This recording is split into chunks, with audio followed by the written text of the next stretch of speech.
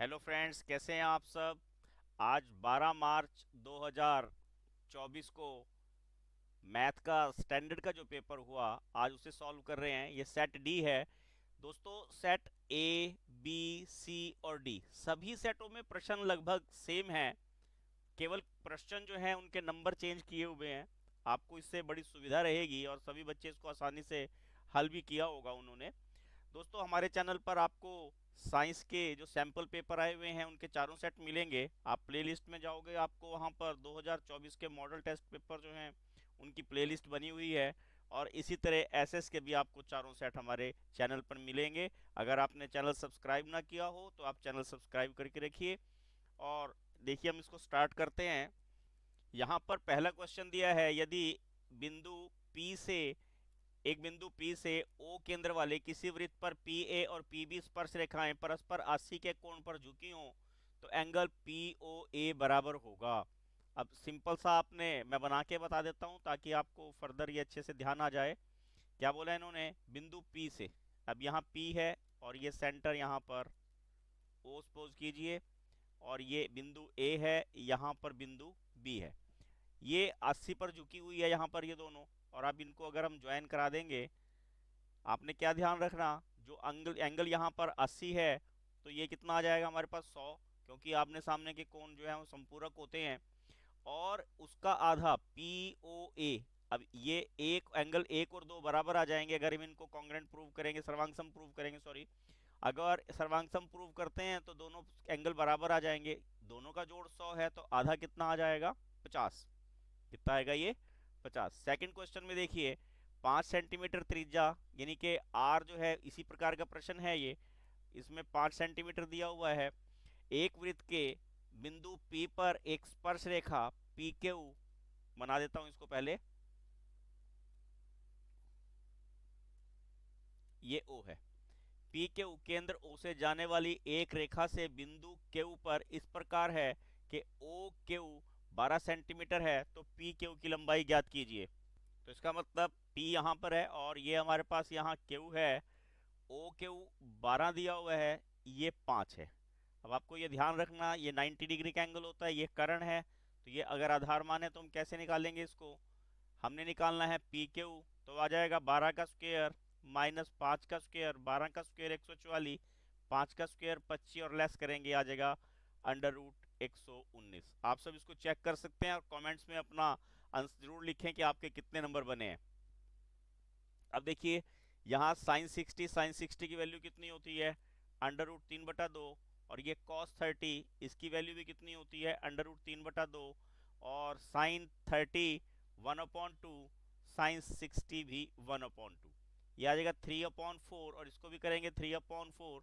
और जब इसको जोड़ेंगे हमारे पास 4/4 एक आ जाएगा। इसमें ऑप्शन बी हमें आंसर मिलेगा। अगले में देखिए, साइन ए बराबर है 3/4। हमने टेंजेंट ए निकालना है। आपको क्या ध्यान रखना है, पंडित बद्री प्रसाद हर हर बोले। यानी कि हमारे पास जो साइन दिया हुआ है परपेंडिकुलर ऊपर ऊपर के सेम है, यानी कि या तो ये आंसर होगा। देखिए, आपको बिल्कुल ऐसे ही पता लग जाएगा क्योंकि परपेंडिकुलर 3 है, परपेंड ऊपर 3 आना चाहिए, या तो यह है या ये आएगा। अब 5 और 7 हमने बेस निकालना है। बेस कैसे निकालेंगे, ये परपेंडिकुलर और ये हाइपोटेन्यूज, ठीक है ना। ये हाइपोटेन्यूज है, ये परपेंडिकुलर, यानी कि 4 का स्क्वायर माइनस 3 का स्क्वायर 16 माइनस 9, यह आ जाएगा √7। इट मीन्स आंसर ए इसका, ऑप्शन ए इसका सही आंसर होगा। ठीक है ना, आपको इसको ऐसे ही ध्यान रखना है। यहाँ ए लिख लीजिए, यहाँ बी और यहाँ सी। साइन दिया हुआ है ना, मैंने आपको पहले इसीलिए आसान तरीके से करके दिखाया। ये 3 है और ये 4 है, ये अंडर रूट 7 आएगा। ठीक है ना। कई बार अब आप बेसिक में पेपर में देखोगे उन्होंने ये वाला ऑप्शन की जगह कुछ और ऑप्शन दिया है, तो वहां हमें कैलकुलेट करने की जरूरत नहीं पड़ती। इस प्रकार का भी आपने ध्यान रखना है। अगले में देखिए, 9 सेकेंड स्क्वायर ए माइनस 9 tan स्क्वायर ए किसके बराबर होगा। आपने क्या करना, 9 को कॉमन निकाल देना, सेकेंड स्क्वायर ए माइनस tan स्क्वायर ए, ये हमारे पास आइडेंटिटी है, ये 1 के बराबर आ जाएगी। और टोटल आंसर हमारे पास कितना आ जाएगा, ऑप्शन बी आंसर 9 आ जाएगा इसका। अगले में देखिए, हमने त्रिज्या खंड का क्षेत्रफल निकालना है। फार्मूला तो वैसे क्या होता है, थीटा/360 पाई आर स्क्वायर। ठीक है।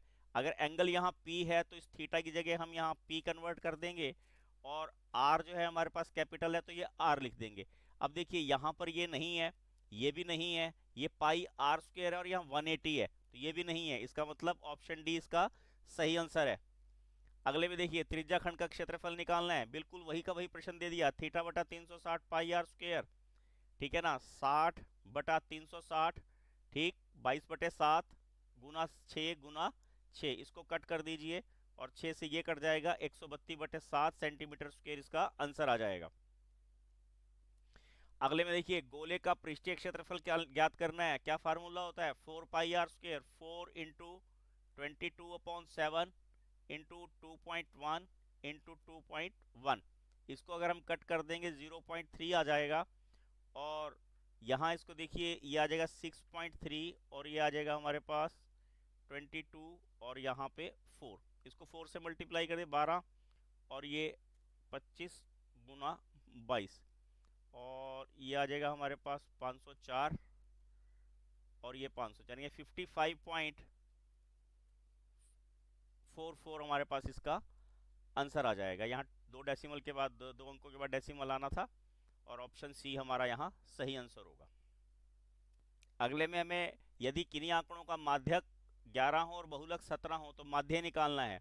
वैसे क्या फार्मूला ध्यान रखते हैं हम इसमें, बहुलक किसके बराबर होता है, 3 माध्यक माइनस 2 माध्य।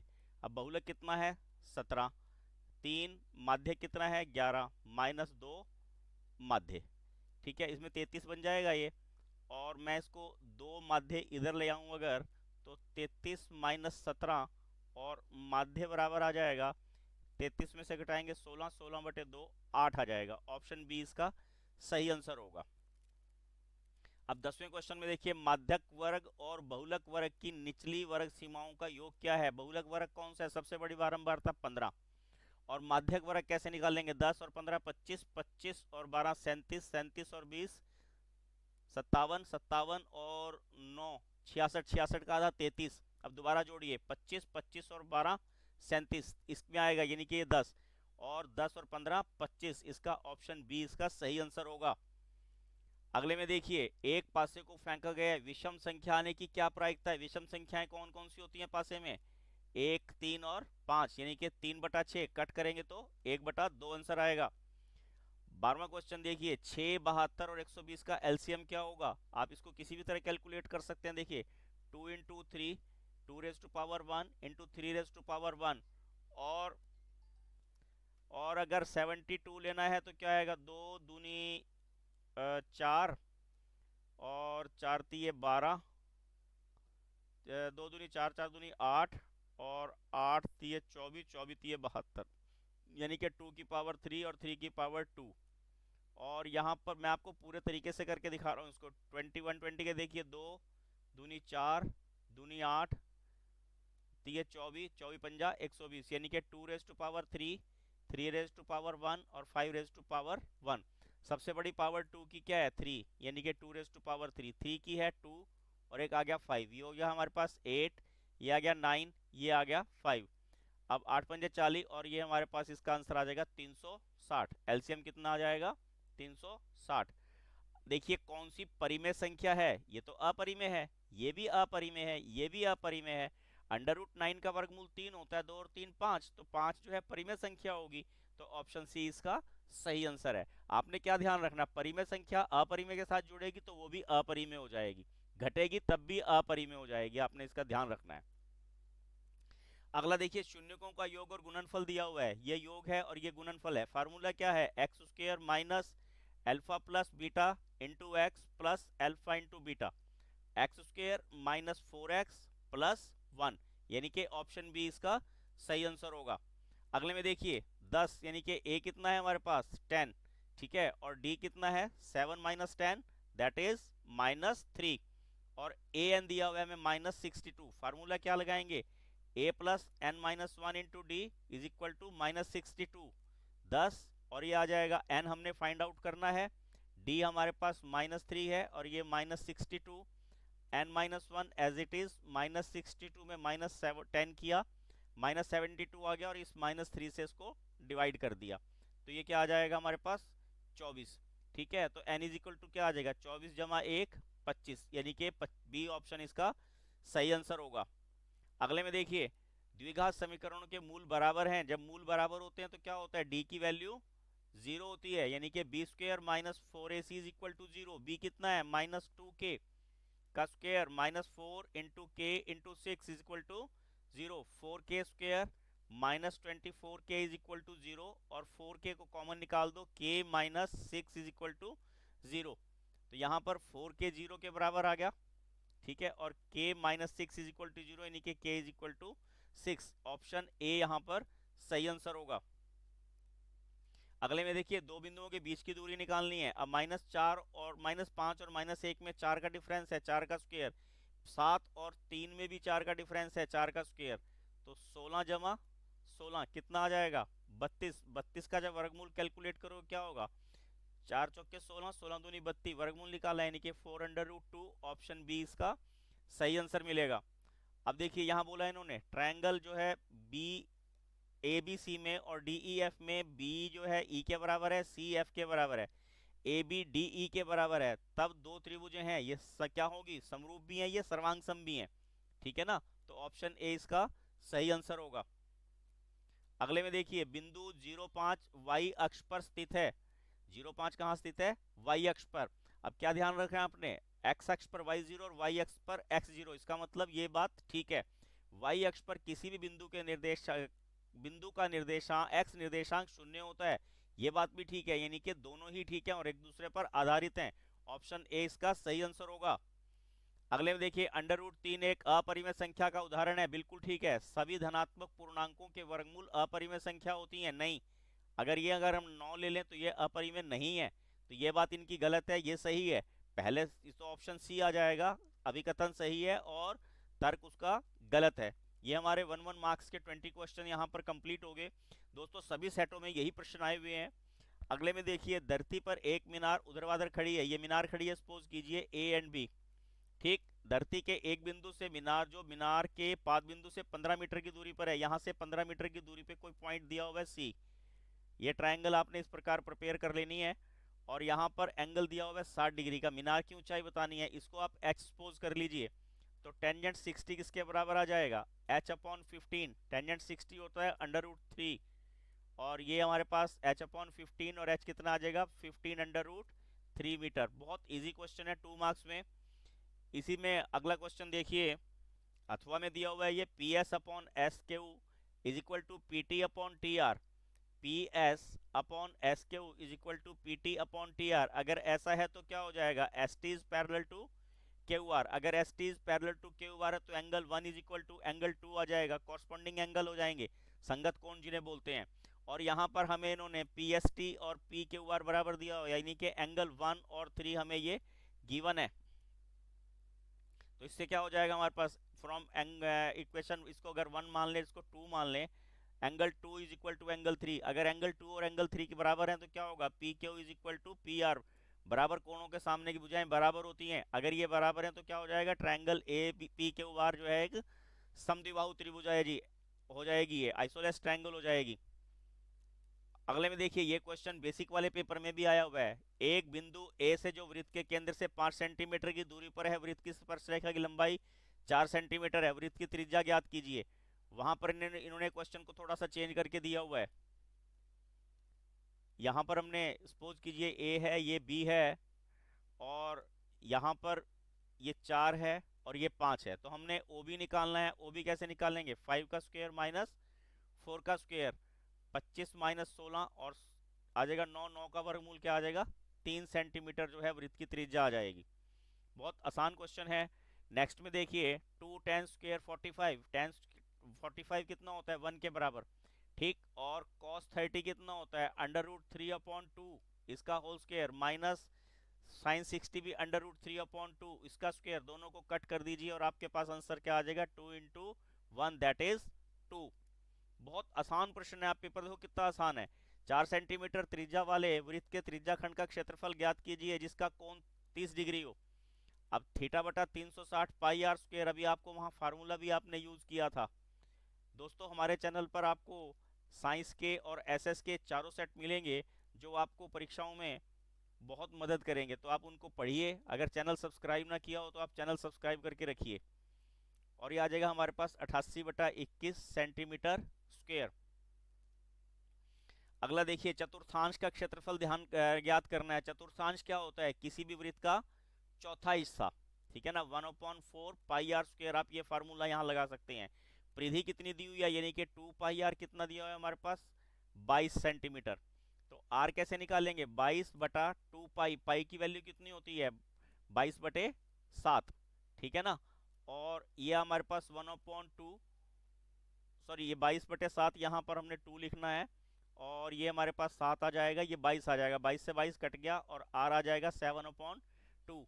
ये फार्मूला यूज करके अब हमने क्या करना? 1/4 22/7 इंटू 7/2 इंटू 7/2। 7 से 7 कट कर दीजिए, इसको इससे कट किया, और हमारे पास आ जाएगा 77/8 सेंटीमीटर स्क्वायर। अगला प्रश्न देखिए, वैसे आप बहुत से क्वेश्चन ऐसे देखोगे दोस्तों जो लगभग बेसिक में और स्टैंडर्ड में सेम सेम से हैं। इसको हमने 5 से मल्टीप्लाई कर दिया, और नीचे वाली इक्वेशन को हमने 2 से मल्टीप्लाई किया है, ठीक है। ये प्लस हो जाएगा, ये प्लस हो जाएगा, ये माइनस होके कट हो जाएगा। 23y आ गया ये, और ये आ गया 69, और y इज इक्वल टू यहाँ हमारे पास 3 आ जाएगा। y की वैल्यू यहाँ पुट कीजिए, 2x प्लस और 3 इंटू 3 इज इक्वल टू 13, और ये आ जाएगा 2x plus 9 is equal to 13। 2x is equal to 13 minus 9, ये 4 आ गया, और x की वैल्यू यहाँ पर हमारे पास 2 आ जाएगी। आंसर आ जाएगा 2 और 3। नेक्स्ट में देखिए, ये क्वेश्चन, 3 क्वेश्चन बड़े इंपॉर्टेंट होते हैं यहाँ पे, जो अक्सर एग्जामिनर आपको देते हैं। हमने क्या करना है, जैसे रैशनलाइजेशन करते हैं, इनको हमने 1 प्लस साइन ए से मल्टीप्लाई करना है, और 1 प्लस साइन ए से डिवाइड करना है। सारे पर रूट लगाया, दोनों ऊपर वाले मल्टीप्लाई हो जाएंगे, 1 माइनस साइन ए का होल स्क्वायर, और नीचे वाले में 1 माइनस साइन ए का 1 माइनस साइन स्क्वायर ए आ जाएगा, ठीक है। अब इसमें हमने क्या करना है, ऊपर वाले को अभी एज इट इज रहने दीजिए, और नीचे वाले को कॉस ए में कन्वर्ट कर दीजिए। ऊपर वाले में 1 प्लस साइन ए, और नीचे वाले में कॉस ए, दोनों का स्क्वायर इकट्ठा कीजिए, और ये रूट से यहाँ कट जाएगा। ये आ जाएगा 1/cos और plus sign A upon cos A. 1/cos secant A में कन्वर्ट हो जाएगा, और कॉस अपॉन साइन tan ए में कन्वर्ट हो जाएगा। ये हमारे पास लेफ्ट हैंड के बराबर, राइट हैंड के बराबर आ जाएगा। नेक्स्ट में देखिए, ये भी बहुत आसान प्रश्न है, मैं इसको यहाँ ऊपर सॉल्व कर रहा हूँ। अब सीकेंट ए को एज इट इज अभी रहने दीजिए, और 1 माइनस साइन ए, ये इसके अथवा में है 1/cos ए, क्योंकि सीकेंट ए का इन्वर्स है, plus sign A upon cos A, ठीक है। और इसको सीकेंट ए को अभी ऐसे ही रहने दीजिए, 1 माइनस साइन ए, इनको प्लस करेंगे, क्या आ जाएगा? 1 plus sign A upon cos A.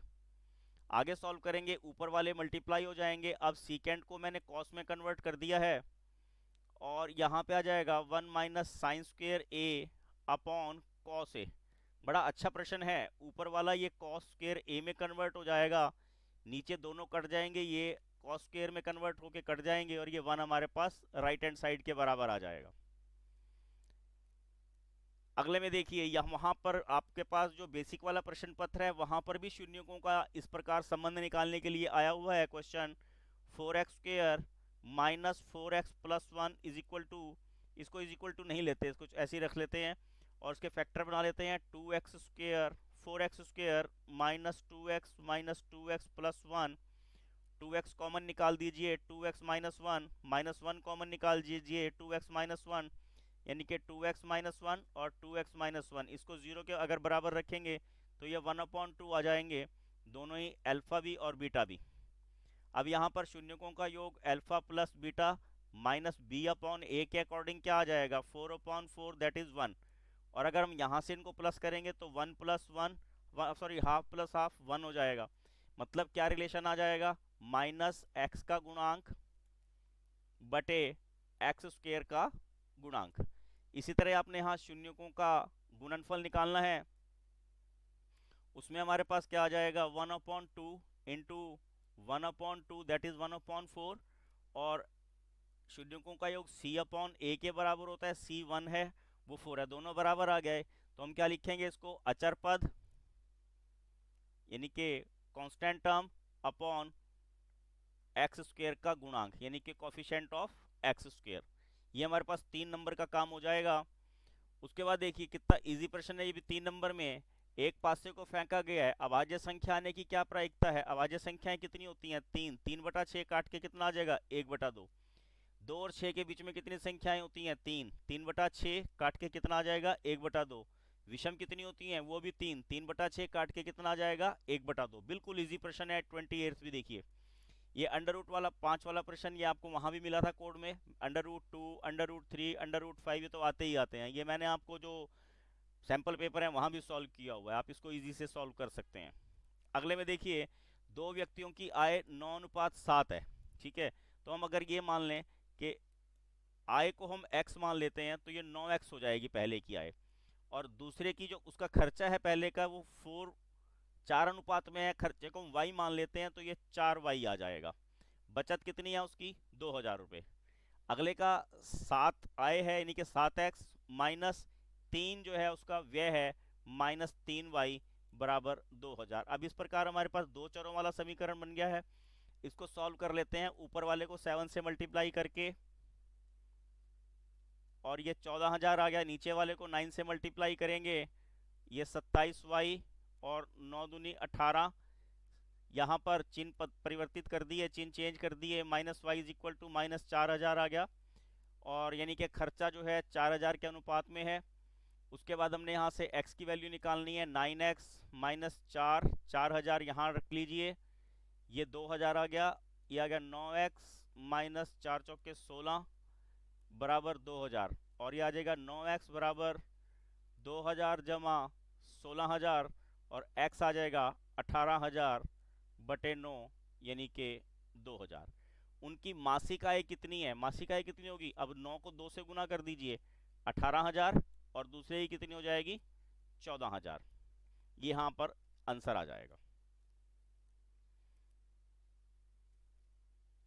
इसी के और में प्रश्न है, दो संपूरक कोणों में बड़ा कोण छोटे कोण से 18 अधिक है। अब संपूरक कोण होते हैं जिनका जोड़ 180 हो, एक कोण बड़ा है एक छोटा है, यानी कि x - y बराबर 18। इसको आप प्लस करेंगे तो ये आपके पास आ जाएगा 2x, और ये आ जाएगा 198, और x को इसको 2 से डिवाइड कराएंगे, 9 दूनी 18 और ये 9 यानी 99 आ जाएगा कोण। और दूसरा आप कैसे निकालोगे, 99 प्लस y बराबर 180 और y बराबर 180 माइनस 99, 10 में से 9 गया 1, और ये आ जाएगा 81, एक आ जाएगा 81 और एक आ जाएगा 99। बहुत आसान प्रश्न है। दो सकेंद्रीय वृत्तों में बड़े वृत्त की जीवा छोटे वृत्त को स्पर्श करती है, स्पर्श रेखा पर समद्विभाजित तो करती है, हमने सब प्रूव करना है। देखिए यहाँ पर दो सकेंद्रीय वृत्त हैं इस प्रकार के, और यहाँ पर इनका सेंटर O है, इसको A मान लीजिए, इसको B और इसको L।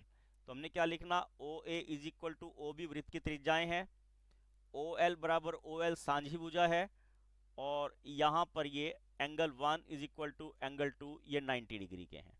तो इससे क्या हो जाएगा, ट्रायंगल AOL सर्वांग है ट्रायंगल OLB के, और ऐसा है तो उसमें AL बराबर BL, CPCT से corresponding parts of congruent triangle are equal. तो हमारे पास क्या आ जाएगा कि L जो है इसको बाइसेक्ट करती है, समद्विभाजित करती है। अगला देखिए, अब ये 5 मार्क्स के क्वेश्चन शुरू हो गए हैं। शांता किसी शेड में एक उद्योग चलाती है, शेड का घनाभ के आकार का है जिस पर अर्ध बेलन आरोपित है।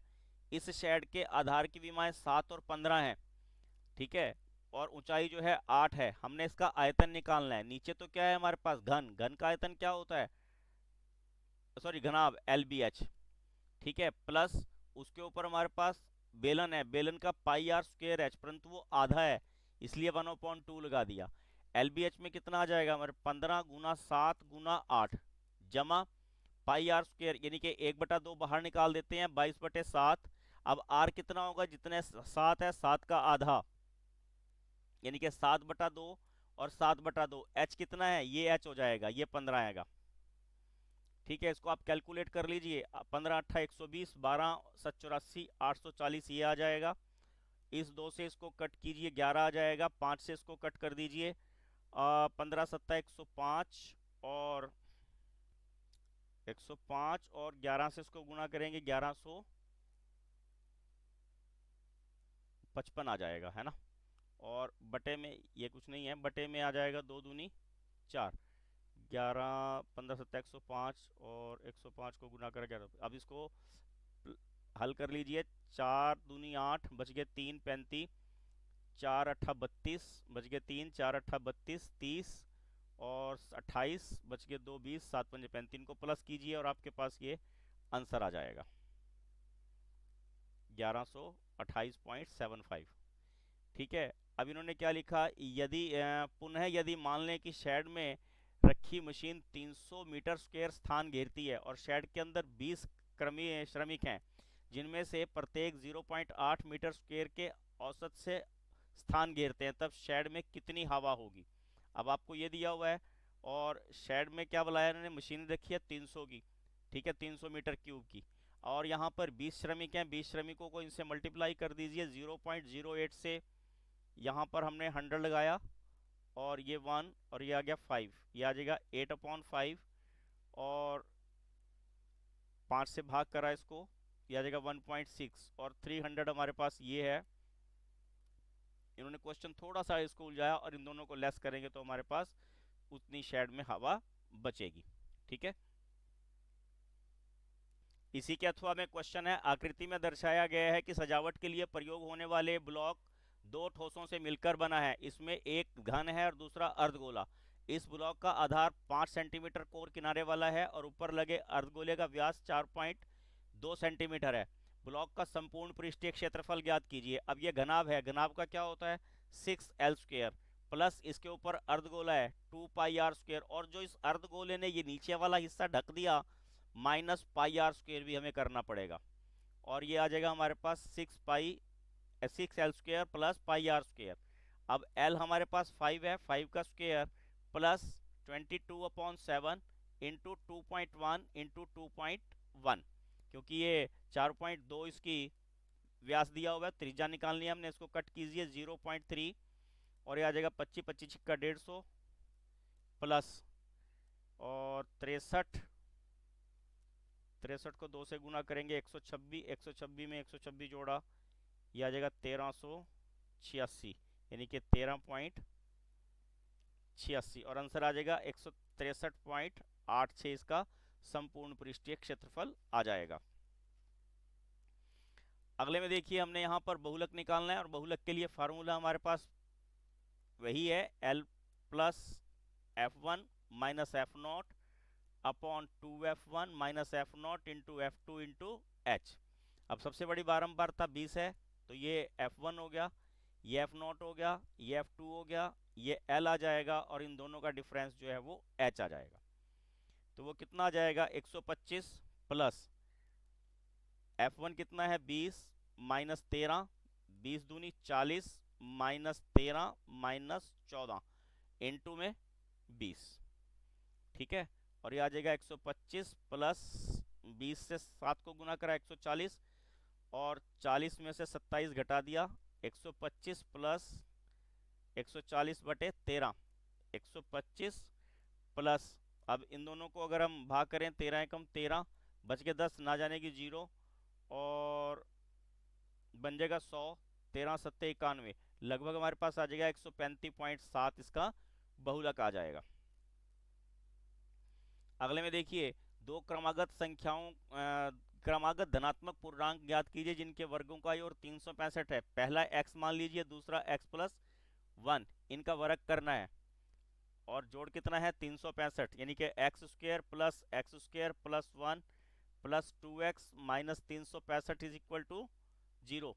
यह आ जाएगा हमारे पास 2x प्लस 2x माइनस 364 बराबर 0, यानी कि x² प्लस x माइनस 182 बराबर 0, और इसके हमने फैक्टर बना लेने हैं। यह आ जाएगा 14x माइनस 13x माइनस 182 बराबर 0, और यह आ जाएगा हमारे पास x प्लस 14 माइनस 13 यहाँ निकाल देंगे, ये भी x plus 14 is equal to 0, x plus 14 और x minus 13 is equal to 0, और x minus 13 is equal to 0, x is equal to 13। पहली संख्या 13 आ जाएगी और एक 13 जमा 1 वो 14 होगी। ये वाला 14 नहीं लेना है क्योंकि ये माइनस का हो जाएगा। x plus 14 is equal to 0 लिखोगे, x is equal to minus 14, minus नहीं चाहिए। ये वाला 13 में एक जमा करके फिर आपने 14 लिखना है, तब आपको 14 आंसर मिलेगा। अगले में देखिए, इसी के अथवा में प्रश्न है। यहाँ विविध कर निकालना है हमने, डिस्क्रिमिनेंट निकालना है। मैं इसको 9 से 3 से मल्टीप्लाई कर देता हूँ, क्या आ जाएगा 9x square minus 6x plus 1 is equal to 0। ठीक, फैक्टर बना लीजिए, 9x स्क्वायर माइनस तीन x plus 1 is equal to 0। अब पहले मूलों की प्रकृति बतानी है, या तो विविध कर निकालना है, इसको फैक्टर बनाने की जरूरत ही नहीं है। डी निकालना है, बी स्क्वायर माइनस 4ac, ये बाद में बनाएंगे। और ये आ जाएगा हमारे पास माइनस 6 का स्क्वायर माइनस 4 गुना 9 गुना 1, 36 माइनस 36 बराबर 0। यानी कि डी बराबर 0 आ गया तो क्या होंगे, दो समान मूल होंगे। ठीक है ना। और समान मूल कैसे निकालते हैं, माइनस बी अपॉन ए। अल्फा भी यही होगा और बीटा भी यही होगा। माइनस बी कितना है, -6। ठीक है ना। और ए कितना है हमारे पास, 9। तो क्या आ जाएगा 6/9, यानी कि 2/3। नहीं, यहाँ पे -b/2a, सॉरी। और यहाँ पर 2, यहाँ पर 18 आ जाएगा। और इसको अगर आप कट करोगे तो आपके पास 1/3 आ जाएगा। ठीक है। अब नेक्स्ट क्वेश्चन देखिए, 5 मार्क्स में 90 सेंटीमीटर की लंबाई की एक लड़की बल्ब लगे खंबे के आधार से परे 1.2 मीटर सेकंड की चाल से चल रही है। अब सपोज कीजिए यहाँ पर ये खंबा लगा हुआ है। यदि बल्ब भूमि से 3.6 मीटर की ऊंचाई पर है। अब यहाँ पर ये मीटर है, ये सेंटीमीटर है, इसको मैं सेंटीमीटरों में ही कन्वर्ट कर लेता हूँ। ये मान लिया ये 360 सेंटीमीटर का मेरे पास यहाँ पोल लगा हुआ है। यहाँ से लड़की 1.2 मीटर प्रति सेकंड की चाल से चल रही है। 4 सेकंड में देखो कहाँ पहुँच जाएगी वो। अगर मैं इनको इसकी दूरी निकालूं तो 4 गुना 4.8 आ जाएगा, 4.8 मीटर आ जाएगा। इसको भी सेंटीमीटर बना लेता हूँ, 480, यानी कि ये 480 मीटर तक पहुँच जाएगी। अब लड़की यहाँ पहुँच गई, पहले ए पर थी सपोज कीजिए, अब ये बी पॉइंट पर आ गई है। ठीक है। अब वो क्या कहते हैं, 4 सेकंड 90 सेंटीमीटर की लड़की खंबे से 1.2 मीटर प्रति सेकंड की चाल से चल रही है। खंबे की लंबाई बताई है, 4 सेकंड बाद उस लड़की की छाया क्या होगी। यानी कि छाया, यहाँ से मुझे इसको ट्रायंगल बनाना पड़ेगा और इसको ए बी सी और इसको मैं डी मान लेता हूँ, इसको मैं मान लेता हूँ ई। ठीक है। अब आपने क्या ध्यान रखना, एंगल ए और एंगल बी दोनों 90-90 के हैं। ठीक है। और एंगल सी कॉमन हो गया, तो इससे क्या हो जाएगा, triangle A C E similar हो जाएगी ट्रायंगल डी बी सी के। और सिमिलर हो जाएगी तो हम क्या कैसे कर सकते हैं इसको, लड़की 90 सेंटीमीटर लंबी है तो हम इसको कर लेंगे ए ई बटे बी डी बराबर है, यहाँ से ये पूरा, अगर ए ई मैंने इसको लिया है, ठीक है ना, तो यहाँ पर मुझे पहले क्या लेना पड़ेगा, ए सी। अगर इसको मैं x मान लूँ तो ये कितना हो जाएगा, 480 प्लस x। और यहाँ पर इसको मैं 480 प्लस, मुझे ए सी लिख लेता हूँ पहले यहाँ, फिर पता लग जाएगा, ए सी बटा बी सी। ठीक है। ए ई कितना है 360 और बी डी है 90, और ये हो जाएगा 480 प्लस एक्स और बी सी है x। इसको कट कर दीजिए, ये 4 आ जाएगा, 4 से इधर गुना करा, 4x बराबर 480 प्लस x। x को लेस करेंगे, 3x बराबर मेरे पास 480 आ जाएगा और x आ जाएगा मेरे पास 160 सेंटीमीटर, यानी कि उसकी जो छाया है वो 1.6 मीटर हो जाएगी। ठीक है। अब ये देखिए सेक्शन ई आ गया, यहाँ पर हमारे पास केस स्टडी के प्रश्न हैं और बिल्कुल आसान से प्रश्न हैं। यहाँ पर एक बिजली के खंभे ए बी सी दिखाए गए हैं जिनमें बिजली का खंभा डी लगाने का फैसला किया गया है। ठीक है। सी की स्थिति बतानी है, सबसे पहले हम सबकी स्थिति बता देते हैं। ए की स्थिति क्या है, 1 और 5, और बी की स्थिति क्या है हमारे पास 4 और 9, और सी की स्थिति है हमारे पास 7 और 4। ठीक है। अब उन्होंने पूछा है कि पार्क के कोने ओ से एक खंबे बी की दूरी बताओ। अगर इसकी दूरी बतानी है तो हमने क्या करना है, ओ बी निकालना है, तो हम क्या करेंगे, 4 का स्क्वायर प्लस 9 का स्क्वायर, अंडर रूट में 4 का स्क्वायर 16, 9 का स्क्वायर 81, प्लस करेंगे तो क्या आ जाएगा 97। ये हमारे पास दो क्वेश्चन हो गए। बिंदु चौथा खंबा बिंदु डी की स्थिति बतानी है जिसमें ये समानांतर चतुर्भुज हो।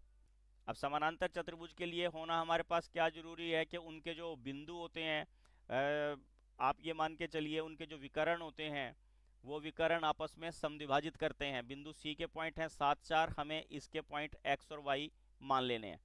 हमने क्या करना, एसी का मध्य बिंदु ओ निकाल लेना। ओ के निर्देशांक कैसे निकलेंगे, 1+7/2 और 5+4/2, यानी कि 8/2 और 9/2। और इधर से भी मुझे ओ के निर्देशांक निकाल लेने हैं। तो मुझे यहाँ क्या करना पड़ेगा, बी डी के मध्य बिंदु के निर्देशांक कितने आ जाएंगे, x+4/2 बराबर किसके रखना मुझे, 8/2 से। 2 से काट दिया, 8 - 4 4 आ जाएगा।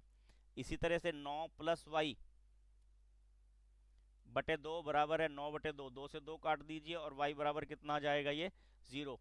यानी कि 4 और 0 यहाँ पर ये डी के पॉइंट हमारे पास आएंगे।